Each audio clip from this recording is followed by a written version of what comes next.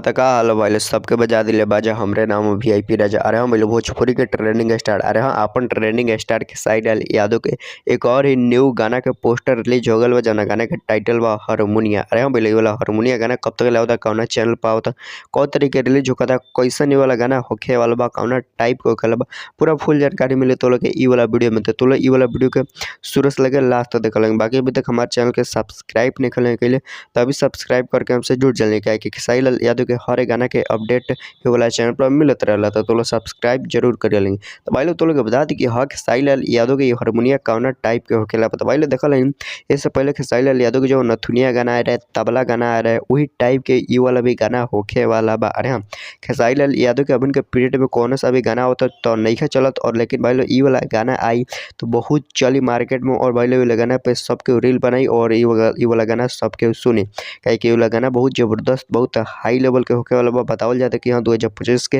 ये popular most popular views I यानी 2025 के सबसे हाई लेवल व्यूज कोनो गाना पर जाई तो उ जाई ये प्रकार के हारमोनिया का टाइटल देखल कितना मस्त बा और खेसारी लाल यादव हारमोनिया लेके बैठल बड़ा और बजा रहा बड़ा। बाकी भाई तो लोग बता दी कि हाँ खेसारी लाल यादव के ये वाला गाना अरे हाँ लिखल बड़ा कृष्णा विदर्दी और भाई कृष्णा विदर्दी जौन भी गाना लिखल बहुत ही बेस्ट बहुत ही झकास लिखल। बाकी ये में म्यूजिक डायरेक्टर बना अरे हाँ म्यूजिक दिला बड़ा आर्या शर्मा। भाई लोग म्यूजिक ऐसा ना मस्त बनावला आर्या शर्मा कि सुनबा लगी तो गाना से ज़्यादा अच्छा म्यूजिक लगी। तो म्यूजिक भी दिला बड़ा कृष्णा विदर्दी। बाकी भाई लोग ये वाला गाना अरे हाँ ये वाला गाना गैले बड़ा खेसारी लाल यादव और खुशी कक्कर मिल के वाला गाना गैले बड़ा बहुत ही बेस्ट बहुत ही झकास बा।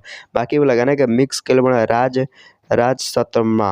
अरे हाँ राज शर्मा ये गाना के मिक्स कैले बड़ा। बाकी भाई लोग इफेक्ट में काम कैले बड़ी सरुति राव और भाई लोग ये वाला गाना बहुत ही बेस्ट बहुत ही झकास बहुत ही हाई लेवल के होखे वाला बा।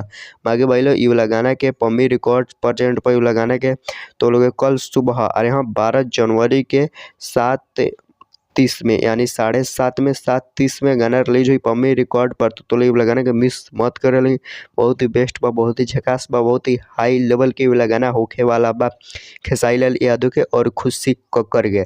तब भाई लोग तो लोग गाना मिस मत करे लगी बहुत ही बेस्ट बहुत ही झकास बा बहुत ही हाई लेवल के बतावल जाता है कि ये लगाना बहुत ही हाई लेवल के बा।